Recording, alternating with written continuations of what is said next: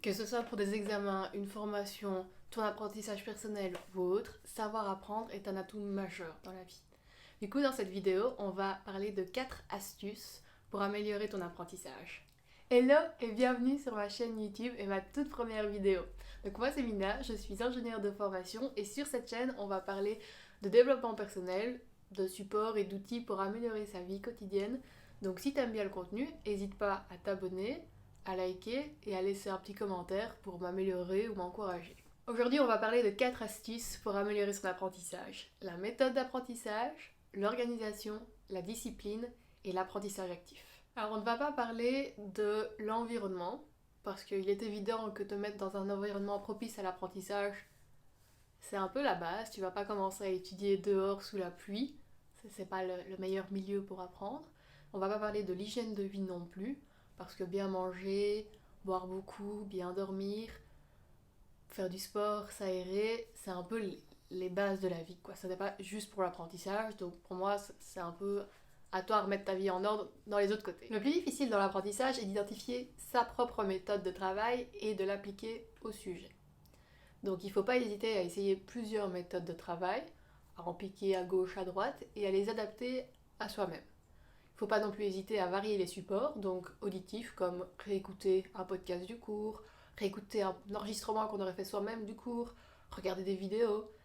Visuels aussi, faire des diagrammes sur le cours, je sais pas moi, dessiner des petits pictogrammes qui te rappellent certaines parties du cours. Kinesthétique, donc noter peut-être le cours ou tenir un bic cliqué pendant que tu étudies ou je sais pas moi, tenir une gomme ou quoi. En fait, le but de ta méthode de travail, c'est de trouver ton efficacité pour pouvoir mieux travailler. Donc c'est un peu la clé de ton apprentissage. L'organisation ou l'art de planifier ton apprentissage. Donc faire une to-do list, un planning ou quoi, c'est pas évident. Faut pas se mettre 25 tâches d'un coup sur une journée, faut pas se dire de bosser 18 heures sur 24, t'y arriveras pas, ton cerveau est clairement pas fait pour ça. Donc il faut savoir penser à ce que tu dois faire, ce qui est possible de faire et les événements prévus et imprévus. Donc il faut aussi pouvoir être un peu libre de se dire ah bah aujourd'hui j'avais prévu d'étudier ça mais là je sais pas admettons ton copain débarque chez toi ou t'as une pote qui arrive ou t'as une urgence pas très cool. Il faut pouvoir gérer ça sans que ça influe sur tout ton calendrier, que tu dises ah bah merde c'est fini, c'est fichu. Donc il faut pouvoir laisser des zones de buffer où tu te dis ah bah ces endroits là, si j'ai pas réussi à accomplir ça, bah je le fais là, ou des choses comme ça. La discipline. Oula. Alors je vais dévoiler l'information du siècle. La motivation est un mythe. Donc si tu attends la motivation, tu risques de pas faire grand chose de ta vie. Elle se pointe pas de manière consistante, elle ne vient pas les jours où tu as besoin. Non.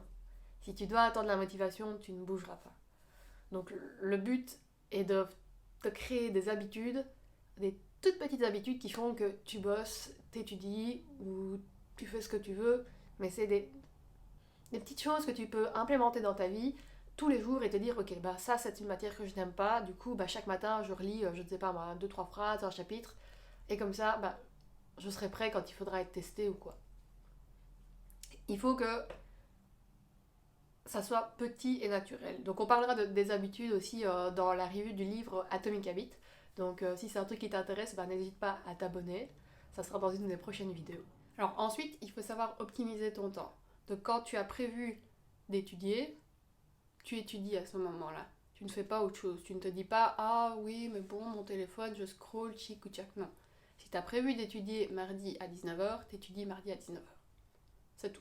Tu te concentres là-dessus. Par contre, si tu as prévu de sortir mardi à 19h, tu sors. Tu ne te dis pas ah, mais il faudrait que j'étudie, que je fasse chic ou tchac. Quand tu es dehors avec tes potes, tu penses à ce que tu n'as pas retenu, à ce que tu dois encore faire. Non. Il faut vraiment savoir lâcher prise et te concentrer quand il faut. C'est vraiment dissocier ton cerveau et faire les tâches au moment où elles doivent être faites. Et ça, c'est très important dans la discipline.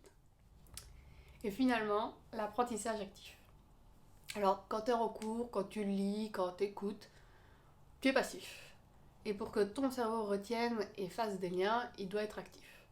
Et donc, le but ici est de l'activer et il ne faut pas hésiter à se dire je vais faire des liens, des synthèses, je vais essayer de mettre en place ce que j'ai appris, je vais l'utiliser. Et donc, du coup, il ne faut pas hésiter, par exemple, si tu as un cours à étudier, à te dire, je prends tous les chapitres, je dézoome et je me dis, ah bah ce chapitre il a ça comme section, et chaque section ça parle de ça, ça et ça. Mais en quelques phrases et résumé, et savoir faire le lien entre chaque chapitre de tout le cours. Parce que si c'est dans le cours, c'est que c'est lié ensemble. Donc le but est que tu fasses des liens et des petites connexions dans ta tête pour pouvoir activer l'information que tu as apprise d'un chapitre à l'autre et d'une section à l'autre. Donc ça c'est une petite astuce si tu as un cours déjà fait. Une fois que tu as fait des liens entre tout ce que tu dois apprendre, il ne faut pas hésiter à te focus sur tes faiblesses. Donc te dire, j'apprends le piano et j'arrive pas à faire un passage dans une chanson. Du coup, tu répètes ce passage jusqu'à ne plus le rater. Et tu continues encore jusqu'à ce que tu ne puisses plus le rater, que ça soit tellement ancré dans ta mémoire que tu ne le rates plus. Et c'est ça, c'est vraiment te concentrer sur tes faiblesses et ce qui va pas et comment les améliorer. Ensuite, tu essaies d'avoir un feedback. Donc, tu essaies d'expliquer à un ami, à un prof ou quoi ce que tu as appris et tu te demandes, est-ce que c'est correct ? Ou est-ce que je raconte de la merde ? Est-ce que j'ai pas compris quelque chose ? Et le plus tôt tu as un feedback, le plus tôt tu peux remettre en cause ta méthode d'apprentissage, tu peux remettre en cause ce que tu as appris, ce que tu as mal appris, et tu peux évoluer. Donc il ne faut pas hésiter à demander un feedback, il ne faut pas hésiter à tester tes connaissances, et donc vraiment les confronter à la réalité de ce qu'elles devraient être. Et ça t'aidera à toi-même t'améliorer. Et finalement, pour aller dans le détail, il ne faut pas hésiter à te poser des questions, des pourquoi. À chaque fois que tu tombes sur quelque chose, pourquoi c'est comme ça ? Pourquoi c'est là ? Pourquoi ça a été fait comme ça, de cette manière-là, à ce moment-là ?